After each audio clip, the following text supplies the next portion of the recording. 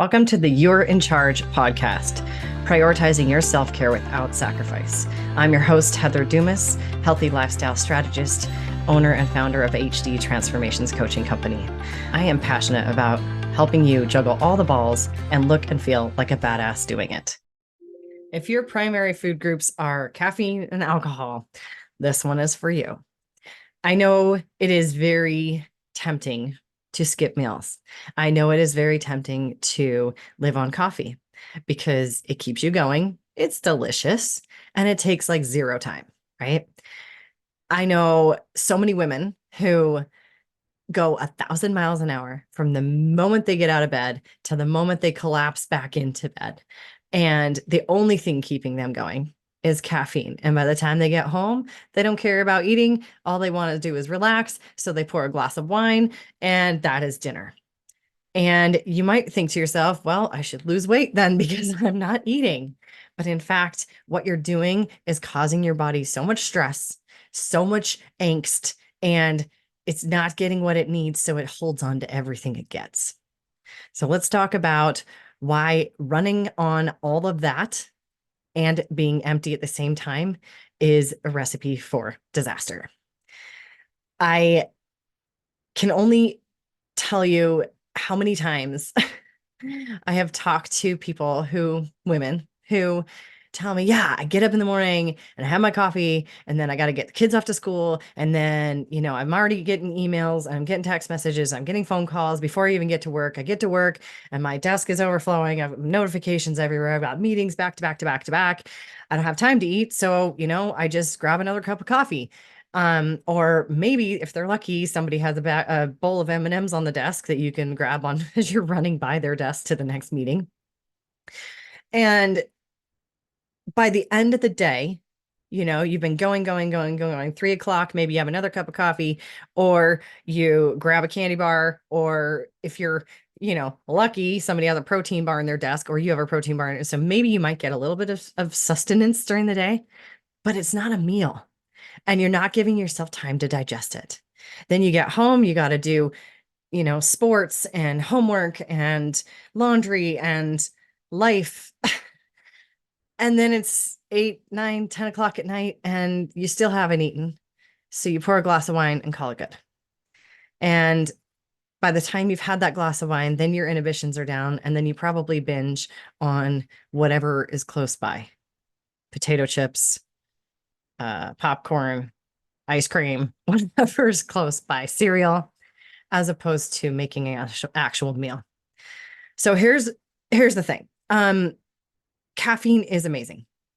Coffee, I often joke, is life. I love coffee. I'm a snob about my coffee. I like certain kinds. It needs to be brewed a certain way, all the things. So I'm definitely not advocating for you to not have it.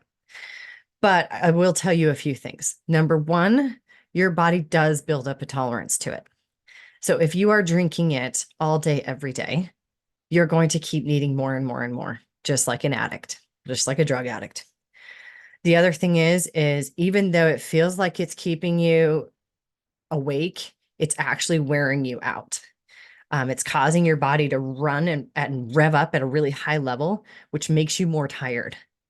So if you're drinking it all day long, by the time you get to the end of the day, your body is so wired and tired simultaneously that your systems just go out of whack. If you can back it off and just have it in the morning, or just have it in the morning and maybe to get through that 3 o'clock slump, that's okay. The 3 o'clock is hard. It takes 12 hours for caffeine. That's the 12-hour. It has a 12-hour half-life. Caffeine has a 12-hour half-life. So if you're drinking it at 3 o'clock, you're not going to sleep very well. If you're telling me, yeah, I can drink, I can do a couple shots of espresso and pass out. Yeah, it's because your body's built up a tolerance to it. It's not restful sleep. It's not rejuvenating sleep. It is passed out sleep. You're like, yeah, that's great. No, it's not. Your body needs a certain level of calmness. Your heart rate needs to be a certain rate so that your body can do its repair work at night. So your brain can do its repair work at night so that your system can basically go offline to do its maintenance and then come back online strong. You'll also notice that if you come off of caffeine, you get headaches, you get maybe even nauseous.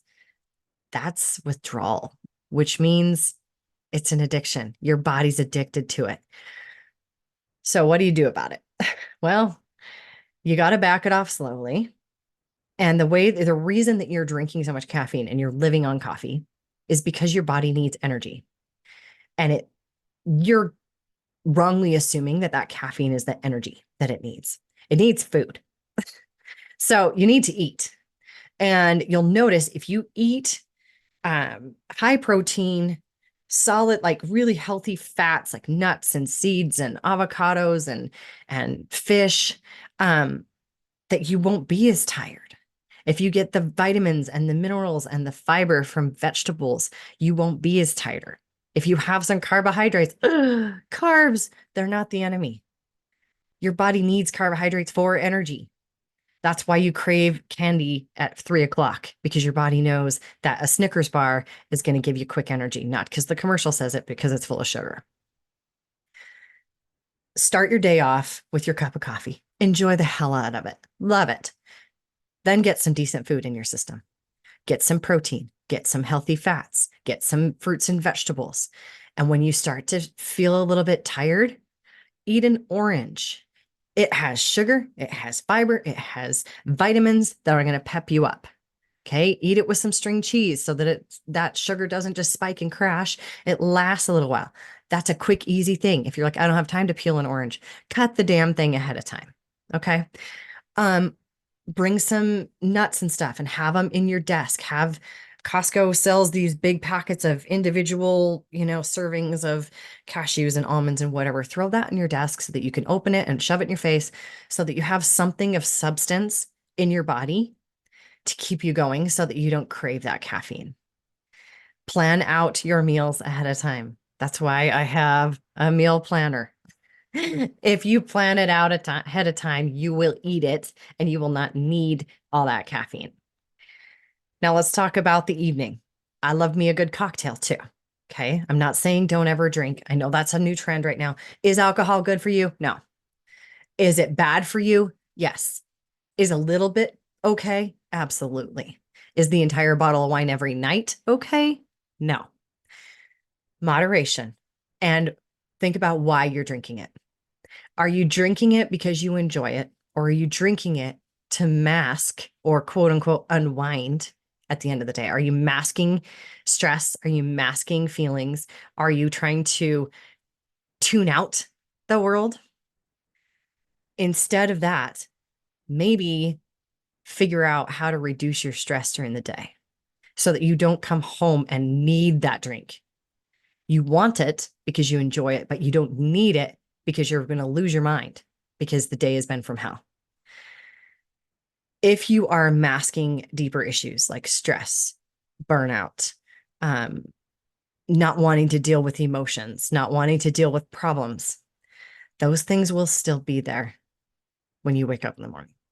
And what's worse is when you shove down those negative emotions and you don't deal with them, they sit and fester inside your body and they cause internal stress that causes your body to hold on to body fat, causes your hormones to go out of whack, causes your inability to build muscle and actually burn muscle instead when you don't want to be doing that, interrupts your sleep, causes all kinds of issues with your brain and cognitive stuff. It's not good.